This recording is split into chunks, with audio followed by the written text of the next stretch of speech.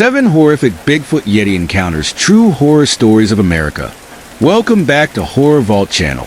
Today, I am going to share with you the 7 most terrifying yet true horror stories about the horrific Yeti or a Bigfoot sightings and encounters happened across different regions of America.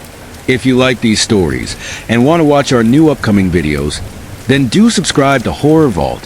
So without further delay, let us delve deep into these stories. Story 1, The Hunt.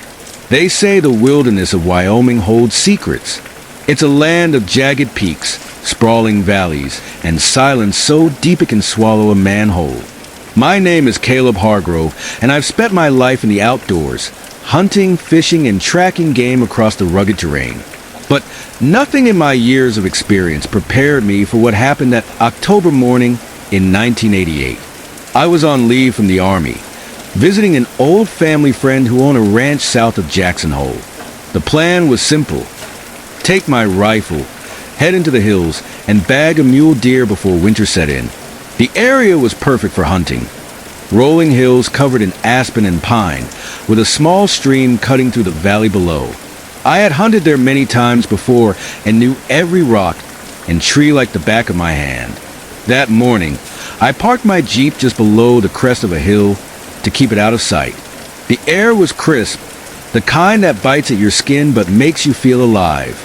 I made my way to an old wooden tree, stand about 10 feet off the ground. It was built into a cluster of 3 trees, offering a perfect vantage point over the valley. As the first light of dawn crept over the horizon, I settled into the stand with my rifle, a .270 Winchester bolt action with a Leopold scope. The forest began to wake up around me, birds chirping, chipmunks darting through the underbrush. It was peaceful until it wasn't. Around 9 a.m., I heard something large moving behind me, higher up the hill.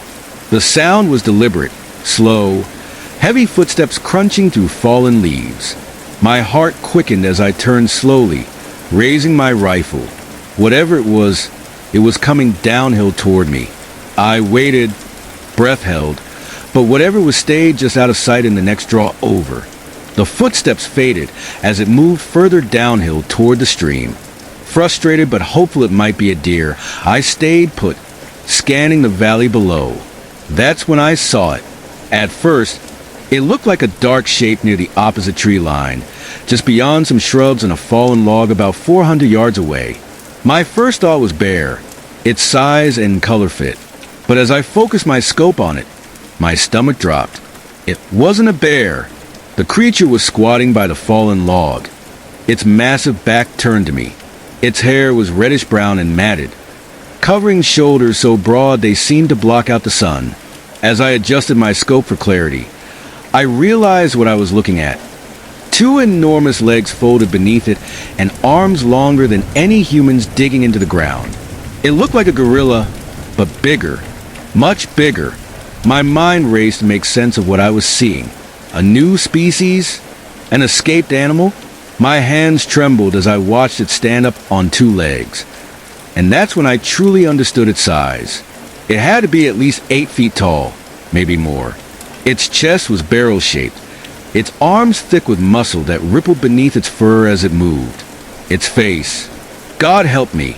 Its face looked almost human but not quite right, like something out of an ancient nightmare.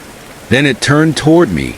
Its eyes locked onto mine through the scope, a deep amber glow that seemed to burn into my soul. For a moment, time froze. Then its expression changed from curiosity to rage. It threw back its head and let out a scream unlike anything I'd ever heard, a guttural roar that shook me to my core and sent birds scattering from the trees. Before I could react, it dropped onto all 4s and charged toward me with terrifying speed. I raised my rifle and fired a warning shot over its head. The crack echoed through the valley, but it didn't stop. The creature barreled across the valley like a freight train, tearing through shrubs and leaping over rocks with ease. Every step brought it closer, until I could see every detail. Its massive hands clawing at the ground for traction, its teeth bared in an expression of pure fury, its eyes locked on me like a predator sizing up prey. I fired again, this time aiming for the ground in front of it. The bullet kicked up dirt, and rocks just feet from its face. It skidded to a halt, roaring in frustration as debris sprayed into its eyes. For a moment, I thought it might retreat, but then it stood upright again, pounding its chest like some primal beast from another world. It was only 60 yards away now, close enough that I could see every muscle twitch beneath its fur. My finger hovered over the trigger as we stared each other down. Then came another sound, a second roar from somewhere behind me. My blood ran cold as realization set in. There wasn't just one of them. I glanced over my shoulder but saw nothing, only dense forest stretching endlessly upward toward my jeep. When I turned back to face the first creature, it had moved behind a large boulder for cover. From there, it growled low and menacingly, a sound that vibrated through my chest like distant thunder. I knew staying in that stand meant certain death if they decided to attack together. Slowly but deliberately, I climbed down from the platform while keeping my rifle trained on where I'd last seen the creature. The walk back to my jeep felt like an eternity, the crunch of leaves underfoot deafening in the silence that followed their roars. Every shadow seemed alive. Every rustle of wind felt like footsteps closing in behind me. When I finally reached my jeep and saw both doors wide open, though I'd locked them, I nearly collapsed from fear. The ground around it was disturbed as if something massive had circled it repeatedly before retreating into the woods. As soon as I slammed those doors shut and started driving away, another roar echoed through the valley, this one farther away but no less chilling. That night in my hotel room, I couldn't sleep. Every time I closed my eyes, I saw those burning amber eyes staring back at me, or heard their roars echoing through my mind like ghostly reminders of what lurked out there in those woods. To this day, I've never gone back to that valley, or told anyone what really happened out there except for you now reading the story. Some things are better left buried in silence, or lost forever in Wyoming's endless wilderness, where monsters still roam unseen by most, but not by all. Story 2, The Forest Knows. They say the woods in Oregon's Coast Range are alive, not just with the rustle of leaves or the chatter of wildlife, but with something older, something primal. I never believed in those stories until that day. My name is Daniel Grayson, and I've been hunting these forests for over 20 years.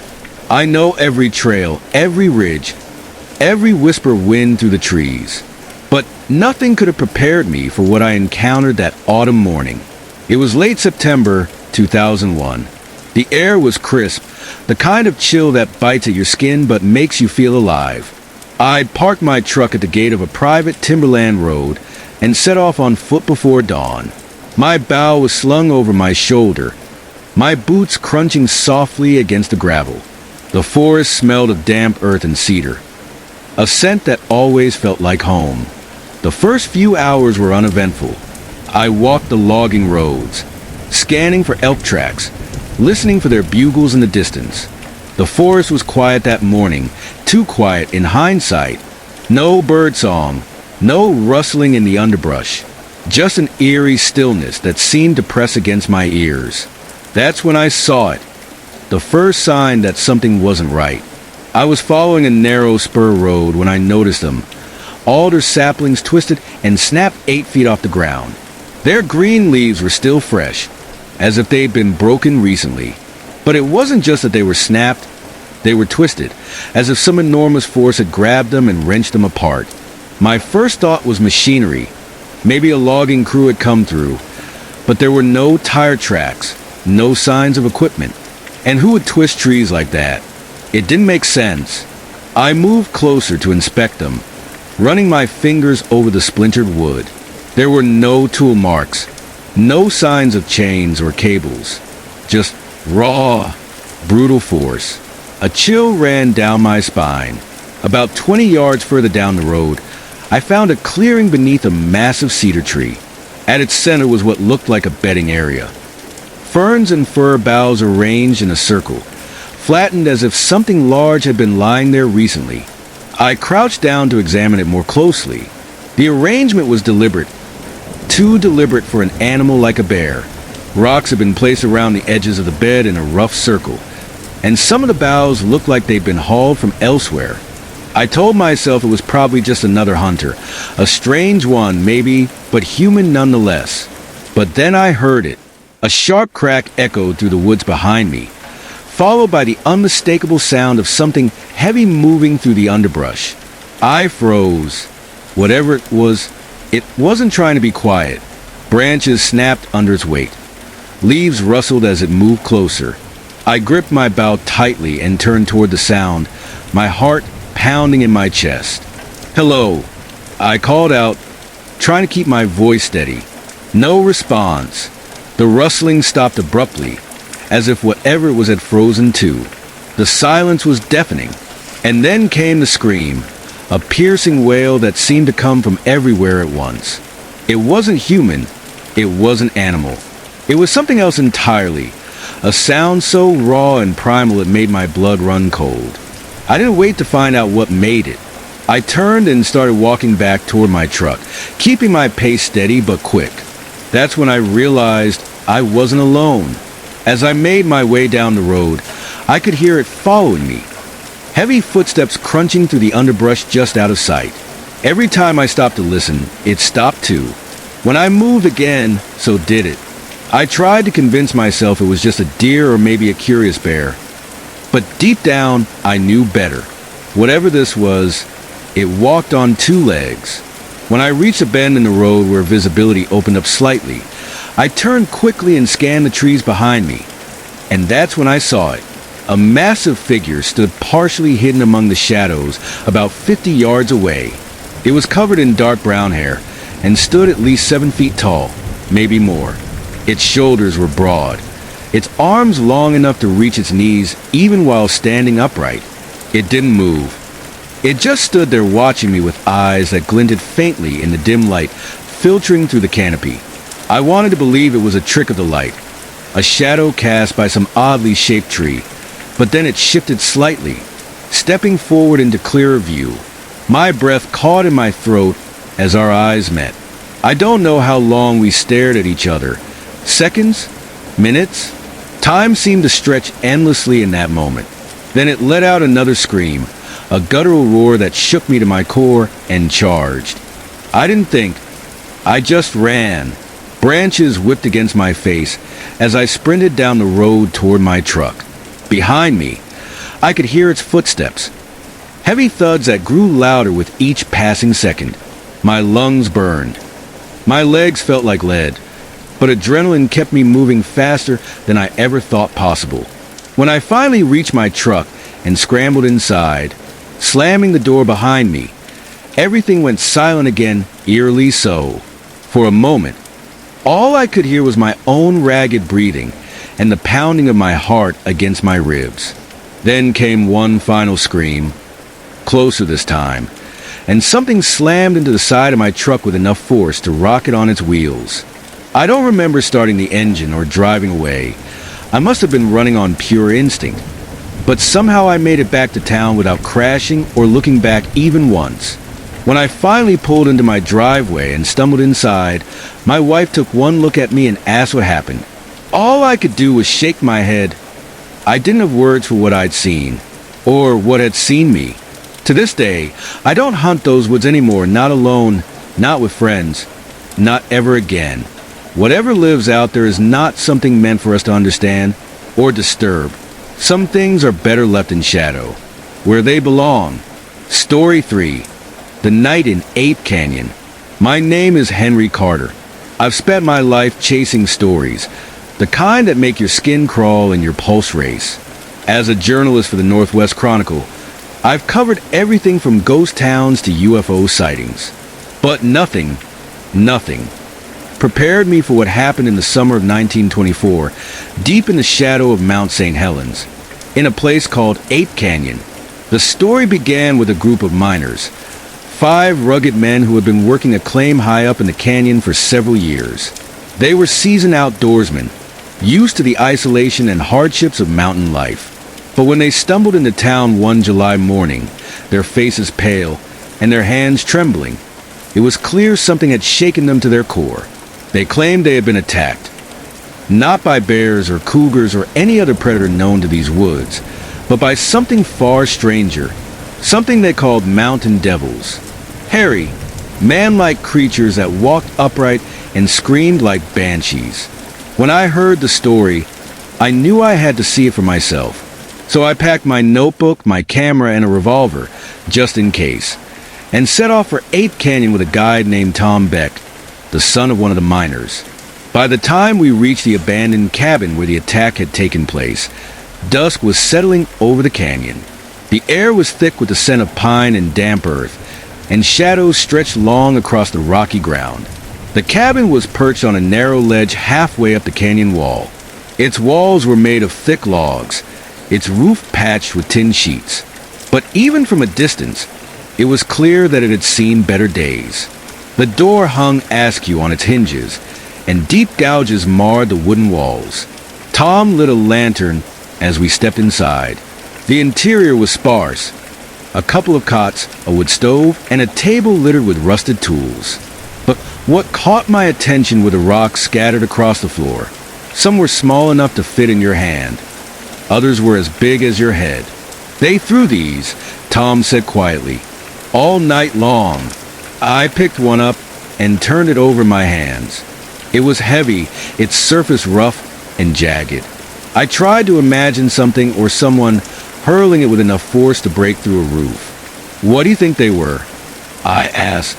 Tom hesitated before answering. My father always said they were some kind of ape, but bigger than any ape anyone's ever seen. We decided to spend the night in the cabin. It wasn't my first choice. I would have preferred to camp closer to the trailhead, but Tom insisted we stay put. If they're still out there, he said, this is where they'll come.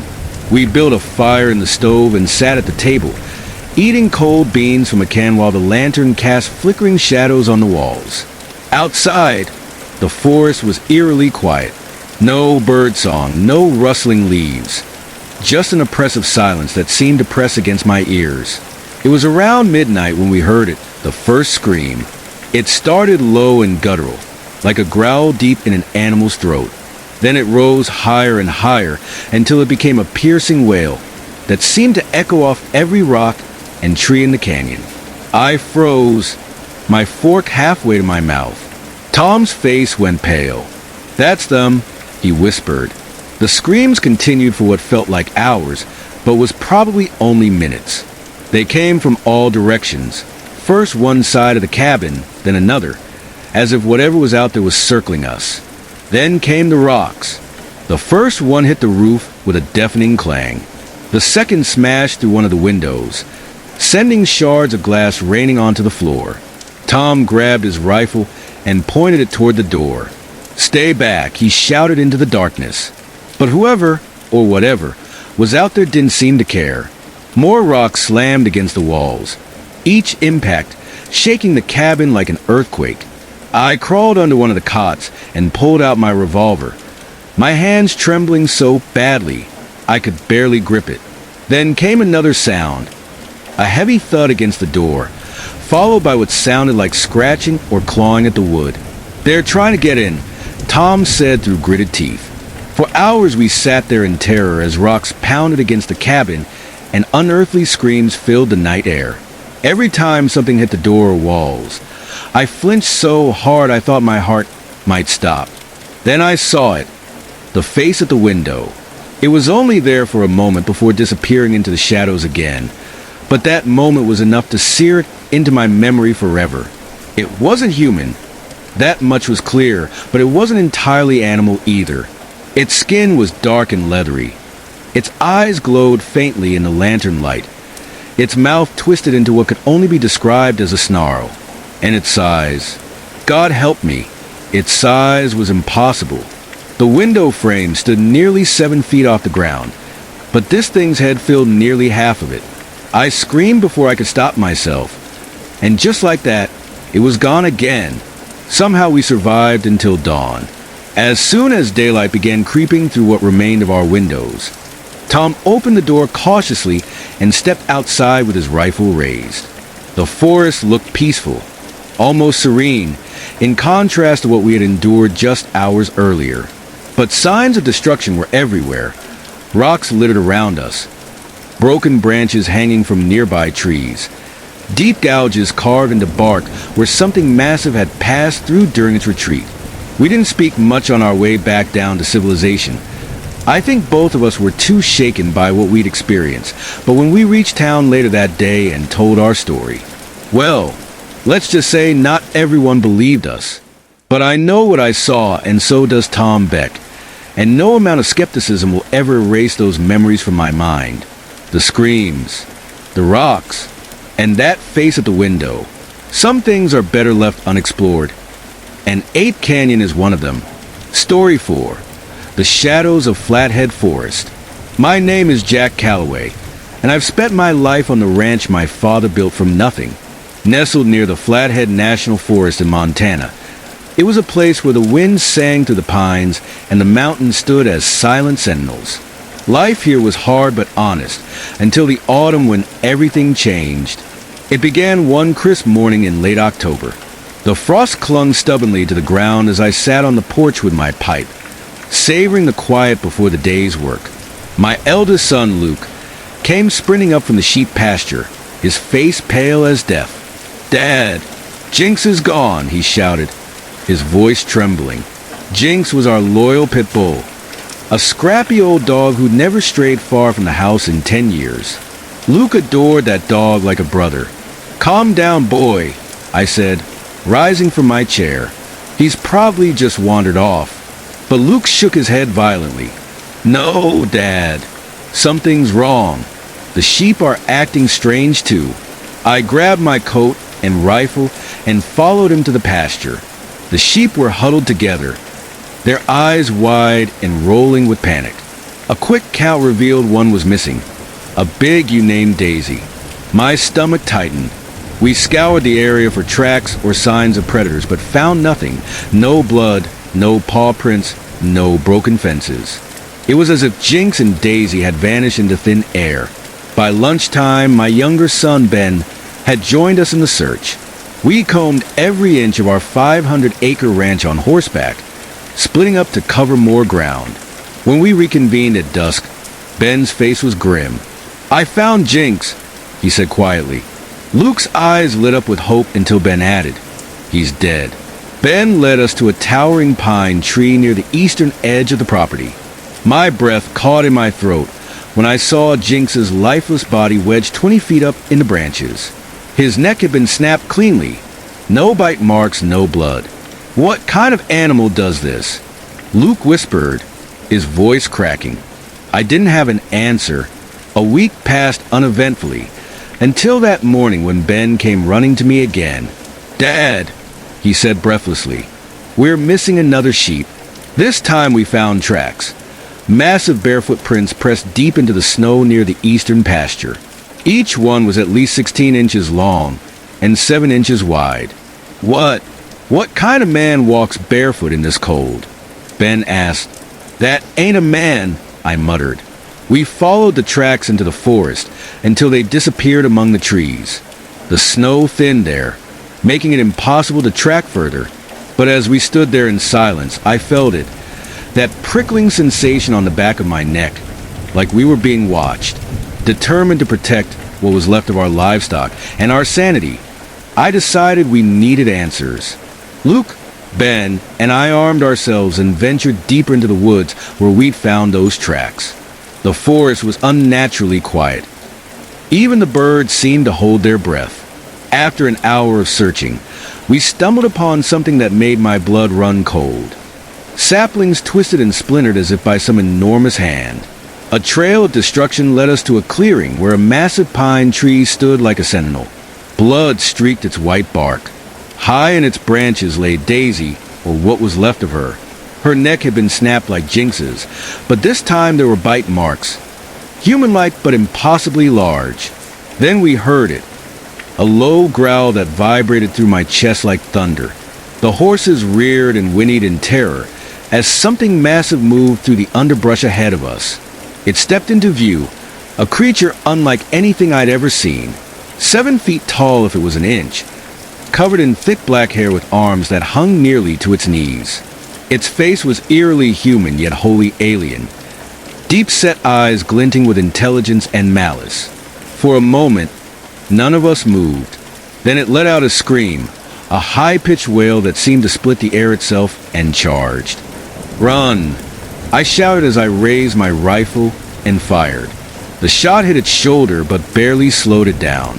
Luke and Ben bolted for their horses, while I stood my ground, firing again and again until my rifle clicked empty. The creature roared in pain but didn't stop until it was nearly on top of me. It swiped at me with one massive hand, sending me flying 10 feet into an icy stream. Pain exploded through my ribs as I struggled to breathe. "Dad!" Luke screamed from somewhere behind me. Before it could strike again, Ben fired his rifle point blank into its back. The creature howled and turned on him instead, but then stopped abruptly as another sound echoed through the woods, a deep guttural call from somewhere beyond our sight line. The creature hesitated for a moment before retreating into the forest with terrifying speed, taking Daisy's mangled body with it. We returned to the ranch shaken but alive, for now. That night none of us slept.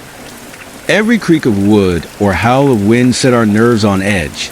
At dawn we discovered 3 more sheep dead in their pasture, their necks broken but otherwise untouched. It felt like a message: leave. When we returned from town later that day after buying supplies, we found our home ransacked. The door smashed in, furniture overturned, dishes shattered on the floor. My wife Sarah had locked herself in the attic after hearing something break down our front door while we were gone. "It wasn't human," she whispered when we finally coaxed her down hours later. I believed her. We left that ranch 2 days later with whatever belongings we could carry, and never looked back. To this day, it sits abandoned at the edge of Flathead National Forest, a place where shadows move among trees and screams echo through empty pastures at night. Some say it's haunted. Others laugh at such tales. But I know better. I've seen what lurks in those woods, and so has my family. Story 5, The Beast of Hollow Creek. My name is Caleb Reed, and I've spent my entire life on my family's ranch in the remote wilderness of southern Colorado. The land has been ours for generations, a sprawling patch of rugged terrain bordered by dense woods, and a winding creek we call Hollow Creek. It's the kind of place where the silence at night feels alive, where shadows stretch too long under the moonlight, and where the air itself carries secrets. I was 8 years old when I first saw it, the creature that would haunt my life. It was June 1972, and school had just let out for the summer. The days were blistering hot, so I'd taken to sitting outside at night to escape the stifling heat inside our old farmhouse. That evening, I was perched on the back porch with my 2 dogs, Ranger, an Australian Shepherd, and Duke, a Queensland Blue Heeler. They were more than just pets. They were guardians of our livestock and my constant companions. The night was unusually still. No crickets chirping, no rustling leaves, just an oppressive quiet that made me uneasy. Ranger was the first to react. His ears perked up and a low growl rumbled from his throat. Duke followed suit, his growl deeper, more menacing. I squinted into the darkness, trying to see what had them so worked up. "Easy, boys," I whispered, though my voice trembled. The dogs flanked me as I stepped off the porch and onto the dirt path, leading to my dad's old tractor parked about 15 yards away. 3 massive cottonwood trees stood nearby, their branches swaying gently in the faint breeze. As I approached the tractor, the dogs grew more aggressive, their growls escalating into barks that echoed into the night. Then I saw it. A massive figure rose from behind the tractor like a shadow come to life. My breath caught in my throat as my eyes adjusted to the dim light. The creature's shoulders were impossibly broad, wider than the tractor's front bucket, and its head was enormous, sitting directly on its shoulders with no discernible neck. It stood at least 3 feet taller than the tractor itself, its body covered in thick, matted hair that seemed to absorb what little light there was. Its eyes glowed faintly in the darkness, a haunting amber hue that seemed to pierce right through me. And then it roared. The sound was unlike anything I'd ever heard, deep and guttural. like a freight train barreling through my chest. The sheer force of it vibrated through my bones, leaving me frozen in place. My dogs weren't so brave. They bolted back toward the house, tails tucked between their legs. I wanted to run too. I needed to, but my legs felt like they were rooted to the ground.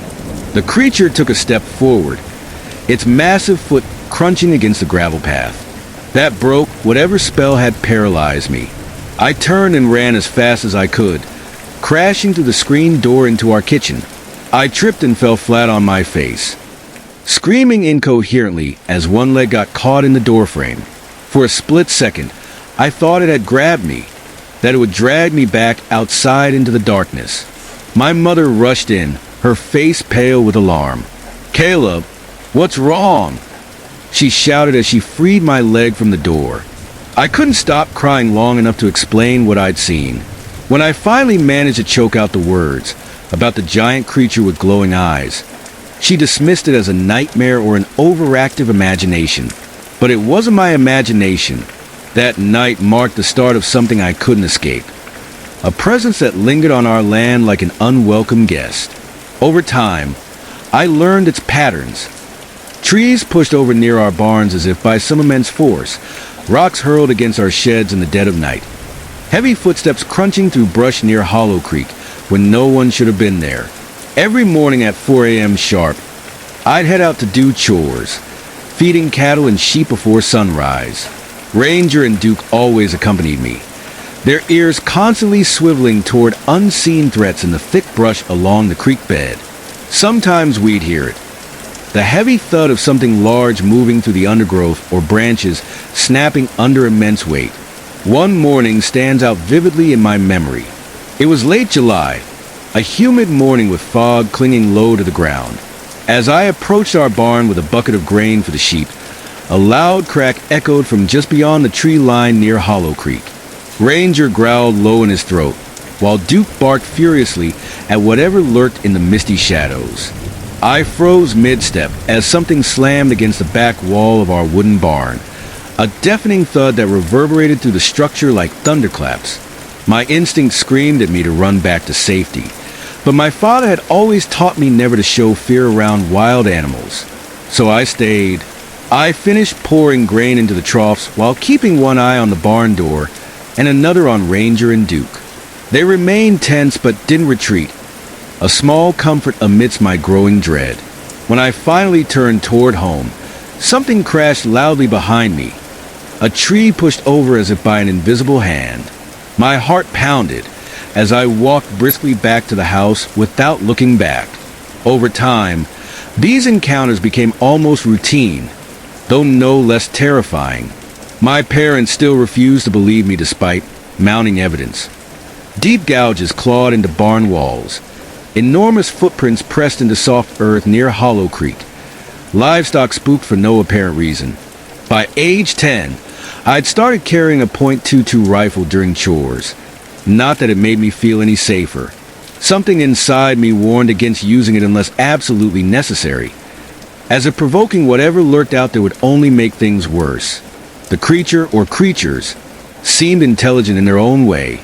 They never outright attacked, but made their presence known through intimidation, slamming rocks against trees or barns, breaking branches high up where no human could reach, leaving strange markings scratched into tree bark near our property line. The worst part wasn't what they did. It was what they didn't do. They never revealed themselves fully again after that first encounter by Dad's tractor. It was almost as if they enjoyed watching us squirm under their unseen gaze. Years later at a county fair, I spoke with an elder from a nearby Native American tribe who sold handmade jewelry from his booth. When I described what I'd seen and what continued haunting our ranch, his expression grew somber. "They are watchers," he said simply, "guardians of wilderness places." He warned me never to provoke them, to respect their territory and avoid crossing invisible boundaries they'd set for themselves. But how could we avoid them when they lived among us, when Hollow Creek was as much theirs as it was ours? Even now, decades later, I still feel their presence whenever I return home, an oppressive silence that descends over Hollow Creek at dusk, Shadows too large for any animal native to these woods. Faint glowing eyes peering out from between cottonwood branches under moonlit skies. They are still here, the watchers of Hollow Creek, and they are always watching. Story 6. The Shadows of Black River. My name is Jonah Carter, and I grew up on a small ranch in southern Colorado, nestled along the winding banks of Black River. It was a place of rugged beauty. Cottonwood trees swayed in the breeze. The river whispered its secrets, and the wilderness stretched endlessly beyond our fences. But it was also a place where shadows moved in ways they shouldn't, and where silence could feel like a warning. I was 10 years old when I first realized that something wasn't right about our land. My family had been ranching there for generations, raising cattle, sheep, and horses. Life on the ranch was hard but fulfilling, with chores starting every morning at 4 a.m. sharp. My father always said, "The animals don't wait for the sun to rise." But there was something else on our land, something that didn't belong. It started with small things. At dawn, while feeding the sheep near the barn, I'd hear heavy footsteps crunching through the brush along the riverbank. At first, I thought it might be a bear or an elk, but the sound was too deliberate, too heavy. The dogs would growl low in their throats, their hackles raised as they stared into the thicket. I'd call out into the shadows, but no answer ever came. One morning, as I carried a bucket of grain to the sheep pen, a loud thud echoed from behind me. I spun around to see nothing but the barn wall, and yet it sounded as though something massive had slammed against it. The dogs barked furiously, their eyes fixed on an unseen thread in the trees beyond the fence line. I wanted to run back to the house, but my father's voice echoed in my mind. Never run from anything wild. So I stayed. My hands trembled as I poured grain into the troughs, pretending not to notice the oppressive silence that had settled over the river bottom. Even the birds had gone quiet. The encounters became more frequent as time went on. Trees near our barns were pushed over as if by an invisible hand. Rocks were hurled against our wooden sheds in the dead of night. Strange markings appeared on tree trunks near our property line, deep gouges that no animal could have made. One spring evening, my older brother Aaron and his friends decided to throw a graduation party under an old bridge east of our ranch. It was a local tradition: bonfires, cold beer kept in the river, and laughter echoing through the night. I watched from my bedroom window as their bonfire lit up the darkness like a beacon. But then came the scream. It tore through the night like a blade, high-pitched and guttural all at once. My heart raced as I saw Aaron's friends scatter like frightened deer. One of them, a boy named Luke, was thrown onto the top of the bridge by something unseen. He fell 30 feet back to the ground below, breaking his arm on impact. When Aaron came home that night, his face was pale as ash.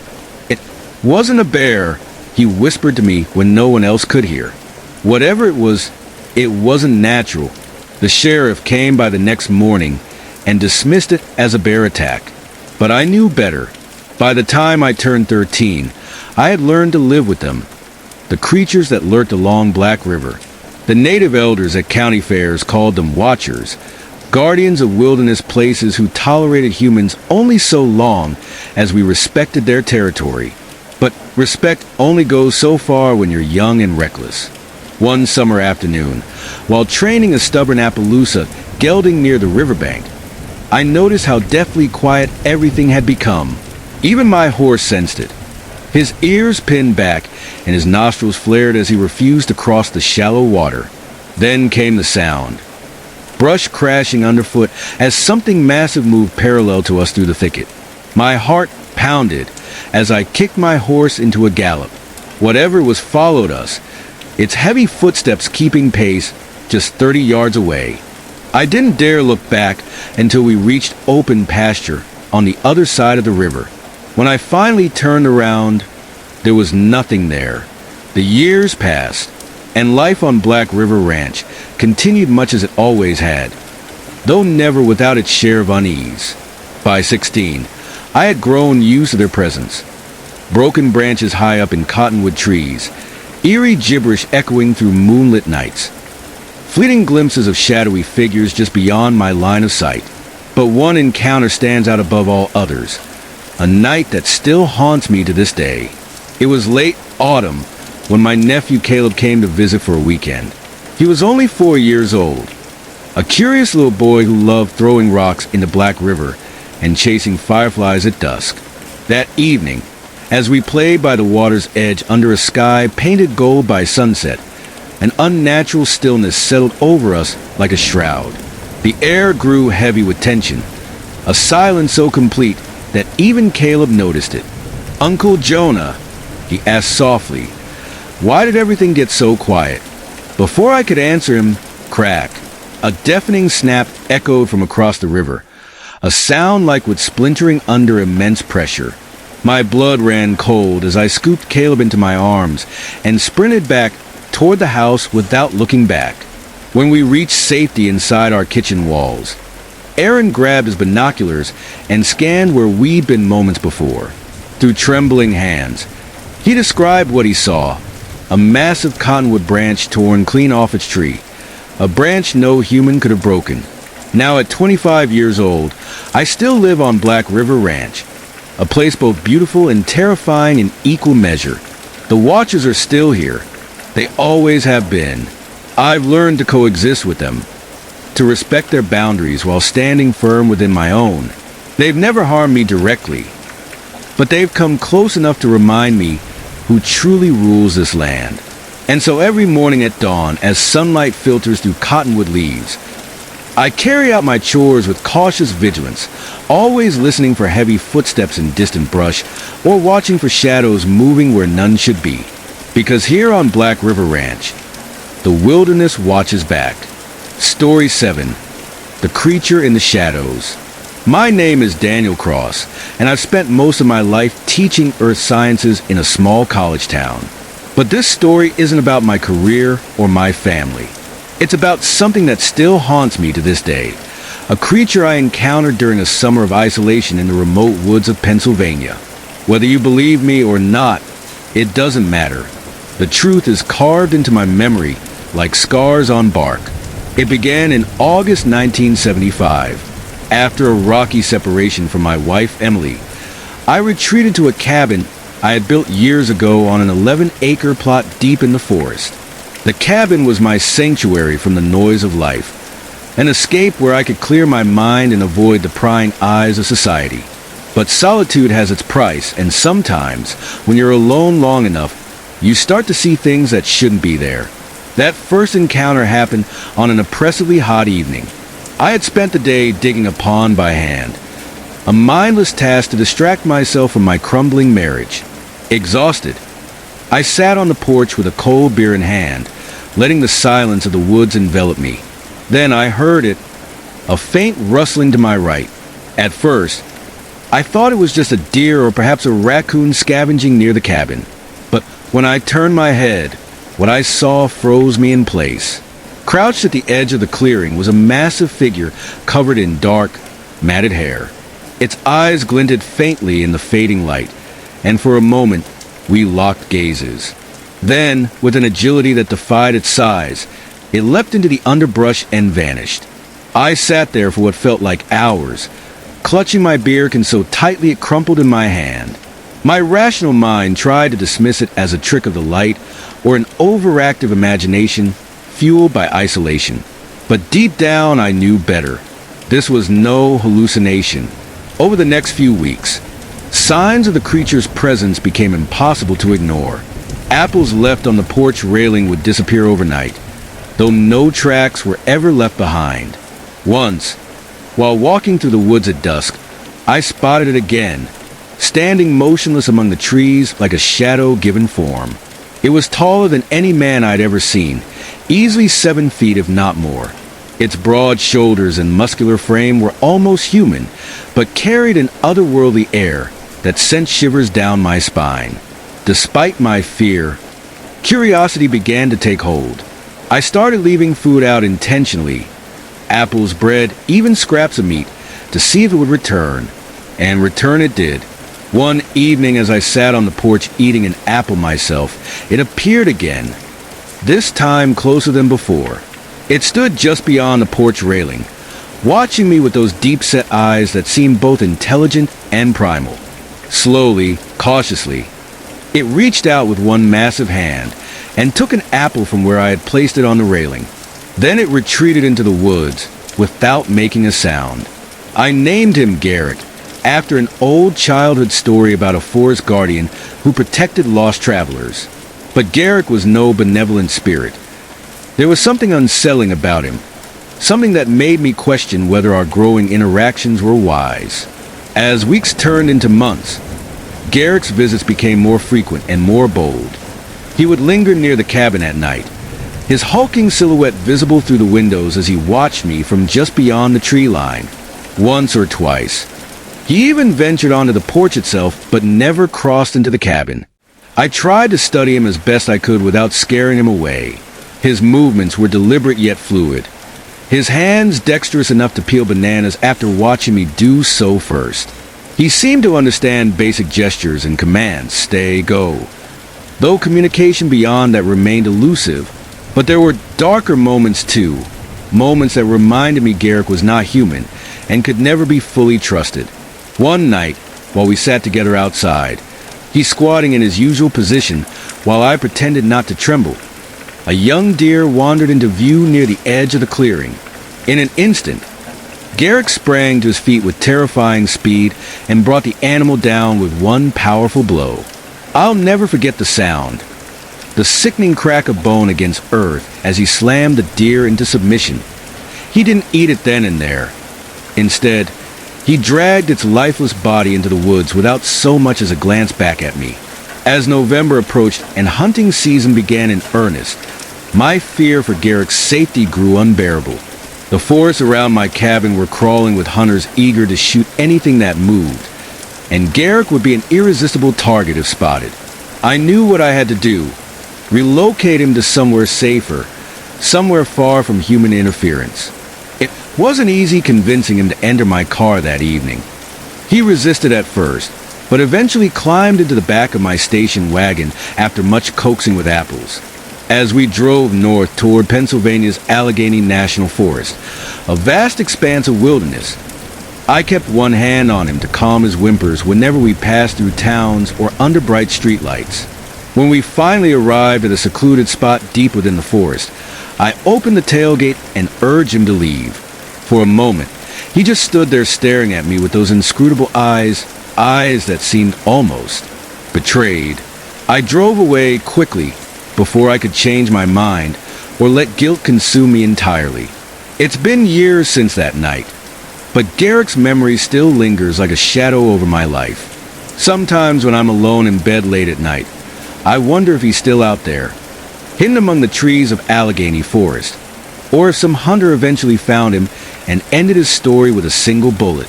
And sometimes I wonder if he ever thinks about me too. And that's the end, guys. Don't forget to subscribe to Horror Vault to keep listening to our new and unique vault of horror stories.